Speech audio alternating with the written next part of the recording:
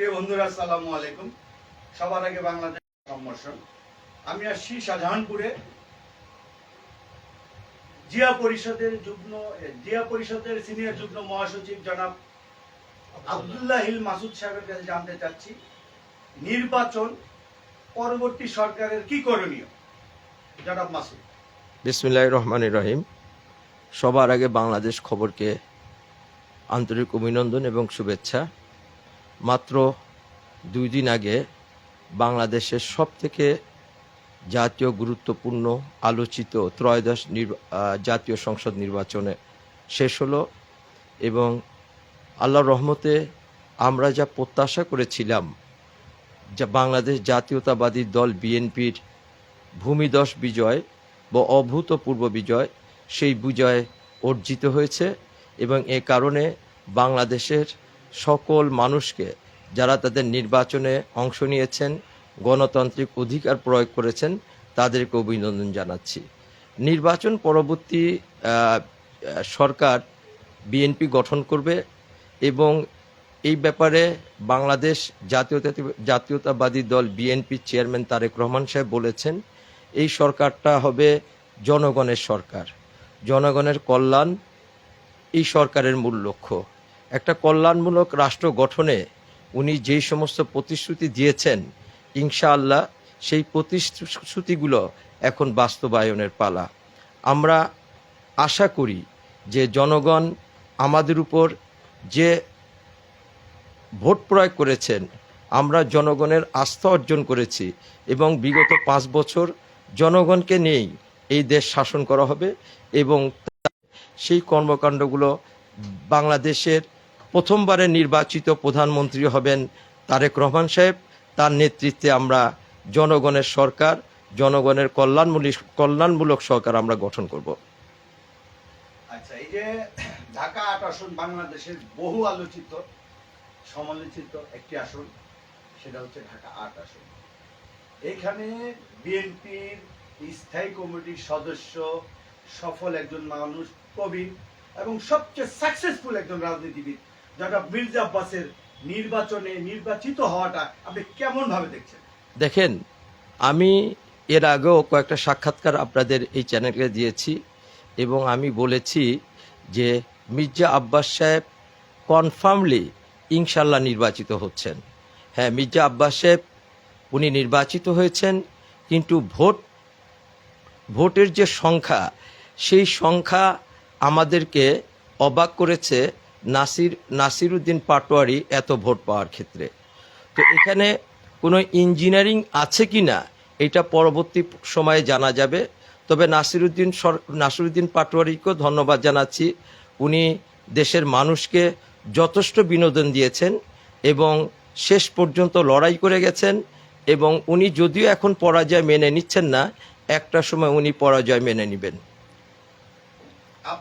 আমরা দেখেছি নাসিরউদ্দিন পাটোয়ারি এবং যারা জুলাই অভ্যুত্থান পরবর্তী সময়ে অনেক তাদের ইউটিউবার, এটা আপনি কিভাবে দেখছেন? দেখেন, আপনাকে এটা বিশ্বাস করতে হবে এবং আপনি যেহেতু একজন সাংবাদিক, আপনি জনগণের সাথে, মানুষের সাথে আপনার মেলামেশা হয়।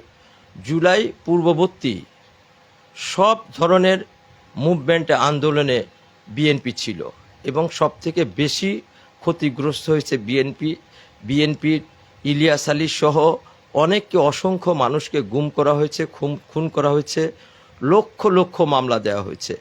তো 5ই আগস্টের পরবর্তীকালে যারা নিজেদেরকে 5ই আগস্টের যোদ্ধা হিসাবে নিজেদেরকে সামনে নিয়ে এসেছেন, যারা 5ই আগস্টের পূর্বে সব ধরনের আন্দোলনে জড়িত ছিলেন, নিগৃহীত ছিলেন, তাদেরকে তারা অস্বীকার করার চেষ্টা করেছে এবং 5ই আগস্টের পরে যারা আপনার অন্তর্বর্তীকালীন সরকারের সাথে ছিলেন, তাদের অনেকের বিরুদ্ধে দুর্নীতির অভিযোগ উঠেছে এবং কারো এপিএসকে বিদেশ গমন নিষেধাজ্ঞা জারি করা হয়েছে।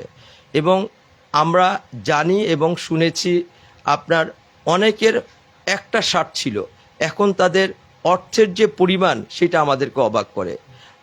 আমার একটা বিশ্বাস যে যেভাবে বাংলাদেশের স্বাধীনতা যুদ্ধকে শেখ হাসিনা এবং শেখ মুজিবুর রহমান নিজেদের দলীয় হিসাবে তারা স্বীকৃতি দেওয়ার চেষ্টা করেছে, সাধারণ মুক্তিযোদ্ধাদেরকে অবজ্ঞা করেছে। আপনি যদি হিসাব করে দেখেন, বাংলাদেশে মুক্তিযোদ্ধা মধ্যে বিএনপিতে সংখ্যা সব থেকে বেশি। মেজর হাফিজ সাহেব আছেন, আমাদের স্বাধীনতার মহান ঘোষক শহীদ রাষ্ট্রনায়ক জিয়াউর রহমান, বীর উত্তম, এরকম অনেকে আছে। কিন্তু আপনার আওয়ামী লীগ এই মুক্তিযোদ্ধাটাকে তাদের বাপদাদার সম্পত্তি হিসাবে ট্রিটমেন্ট করছে, যেটার রেজাল্ট এখন তারা হাড়ে হাড়ে টের পাচ্ছে। এবং এই জুলাই যোদ্ধাদের অনেকেই এই জুলাই 5ই আগস্টের বিপ্লবকে নিজেদের বাপদাদার সম্পত্তি হিসাবে তারা ট্রিটমেন্ট করার চেষ্টা করছে, যে কারণে এই বিপ্লবের বিরুদ্ধে অনেকে অবস্থান নিয়েছে। তো আমি আশা করব যে জুলাই বিপ্লবটা এইটা শুধু এনসিপি বা নাহিদ অথবা পাটোয়ারি অথবা সজীব ভুঁইয়া এদের অবদান না, তাদেরকে চিন্তা করতে হবে এই জুলাই বিপ্লবের পূর্ববর্তী পটভূমিকা কারা রচনা করেছিল। বিএনপি রচনা করেছিল, এটার সাথে জামাত সম্পৃক্ত ছিল, এটার সাথে ছাত্র শিবির ছিল, ছাত্র দল ছিল, যুব দল ছিল, মাহমুদুর রহমান মান্নার দল ছিল, এবং আরও অনেকেই সাধারণ মানুষ, ইভেন আওয়ামী লীগের অনেকেই ছিল এটার সাথে। কাজেই এই জুলাই বিপ্লবটাকে কেউ যদি নিজের বাপদাদার সম্পত্তি হিসাবে চিহ্নিত করে, এই জুলাই বিপ্লবের মূল ধারার মধ্যে প্রতিবন্ধকতার সৃষ্টি হবে। এবং আপনারা যেটা বলেছেন যে আমি সেই জায়গাটা আসতেছি, এই যে আপনি সারা বাংলাদেশে মব তৈরি করা হয়েছে, সারা বাংলাদেশে অনেক ইউটিউবার তৈরি করা হয়েছে যাদের কোনো আইডি খুঁজে পাওয়া যায়নি। এইটা করা হয়েছে, এইটার জন্য একটা বিরাট ষড়যন্ত্র করা হয়েছে। এই ষড়যন্ত্রের মহানায়ক ছিল আমি মনে করি এখন মানুষের কাছে নিগৃহীত পিনাকি ভট্টাচার্য এবং ইলিয়াস হোসেন। আমরা মনে করি যে বাংলাদেশ এই রাষ্ট্রটা জনগণের রাষ্ট্র, জনগণ যাকে নির্বাচিত করবে সে সরকার গঠন করবে। 5 বছর পরে যদি জনগণের নির্বাচিত সরকার যদি জনগণের কাজ না করে, 5 বছর পর এই জনগণ তাদের বিরুদ্ধে রায় দেবে।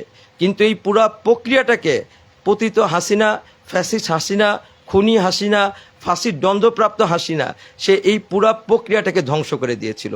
যাই হোক, মহান রব্বুল আলামিনের কৃপায় আমরা 5ই আগস্ট পরবর্তী জনগণের সরকার প্রতিষ্ঠার জন্য প্রক্রিয়া শুরু হয়ে গেছে, এবং আমরা আশা করব যে ইনশাআল্লাহ এই সরকার হবে গণমানুষের সরকার, এই সরকার হবে কৃষকদের সরকার, এই সরকার হবে নারীর ক্ষমতায়নের সরকার, এই সরকার হবে যুবকদের বেকারত্ব সংখ্যা হ্রাসকরণের সরকার, এই সরকার হবে মৌলিক অধিকার, সংবাদপত্রের স্বাধীনতা, এইগুলিকে এই সরকার সম্মান দেবে। আমি এই প্রত্যাশা ব্যক্ত করছি। আরেকটা জিনিস আমি জানতে চাচ্ছি, আপনি বীর মুক্তিযোদ্ধা বললেন যে জাতীয়তাবাদী দলের মধ্যে বেশি, আপনার এই জাতীয়তাবাদী দল থেকে জনাব অলি আহমেদ সাহেব, আখতারুজ্জামান সাহেব, ওনারা বের হয়ে আলাদা আলাদা দল করেন, শেষে নির্বাচনের আগে আপনি জামাত ইসলামে গিয়ে তারা জয়েন করেন ঐক্যের সাথে, 11 দলীয় ঐক্য জোটের সাথে। আপনি এটা একজন নাগরিক হিসেবে এবং আপনি জিয়া পরিষদের একজন যুগ্ম মহাসচিব হিসেবে আপনি এটা কিভাবে দেখছেন? এটা কি ভালো দিক নাকি কি? দেখেন, এইটা আপনাকে স্বীকার করতে হবে, আপনি কি করবেন না করবেন এইটা আপনার একটা মৌলিক অধিকার আছে, আপনার একটা এই ব্যাপারে আপনার স্বাধীনতা আছে। তারা মুক্তিযুদ্ধে ছিল, মুক্তিযুদ্ধে অংশগ্রহণ করেছে, মুক্তিযুদ্ধ পরবর্তী আপনার জামাতে যোগদানের আগে তাদের অবস্থান কি ছিল এটা আপনিও জানেন, আমিও জানি। কিন্তু আমি এটা বলবো যে তারা জামাত ইসলামীতে জয়েন করেছে, এবং জামাত ইসলামীতে যোগদান করা তাদের জন্য যে পজিটিভ হয়নি, জনগণের ভূমিদস্য রায় বিএনপির পক্ষে যাওয়া, এইটা হলো সব থেকে বড় প্রমাণ তাদের এই অংশগ্রহণ জামাতে যোগদানে জনগণ ভালোভাবে নেয়নি। জনাব আব্দুল্লাহিল মাসুদ, নতুন সরকারে আপনাদের জাতীয়তাবাদী দল নতুন সরকার গঠন করবে, আমাদের সবার আগে বাংলাদেশ খবর থেকে আপনাকে অভিনন্দন, আপনাদের নতুন সরকারকে অভিনন্দন, ধন্যবাদ আপনাকে। আপনাকেও ধন্যবাদ। শুধু আমি এতটুকু বলবো যে জনগণের প্রত্যাশা পূরণে আমরা যারা বিএনপি আছি, বিএনপির সহযোগী সহযোগী সংগঠনে আছি, আমাদেরকে অনেক কাজ করতে হবে, অনেক সাফার করতে হবে। কারণ আমাদের যদি আমরা ব্যর্থ হই তাইলে এই ব্যর্থতার দায় আমাদেরকে নিতে হবে। এই জন্য আমি প্রত্যাশা করব আমরা যারা বিএনপির সাথে সম্পৃক্ত আছি, সহযোগী সংগঠনের সাথে সম্পৃক্ত আছি, আমরা শান্তিপূর্ণভাবে জনগণের পক্ষে দাঁড়াবো। এমন কোনো কাজ করব না যেই কাজের ক্ষেত্রে তারেক রহমান সাহেব সমালোচিত হয়, বিএনপি সমালোচিত হয় এবং সহযোগী সংগঠনরা সমালোচিত হয়। আপনাকে ধন্যবাদ এবং সবার আগে বাংলাদেশকে আবারও ধন্যবাদ জানিয়ে আমি বিদায় নিচ্ছি। আসসালামু আলাইকুম ওয়া রাহমাতুল্লাহি ওয়া বারাকাতুহু। ধন্যবাদ আপনাকে।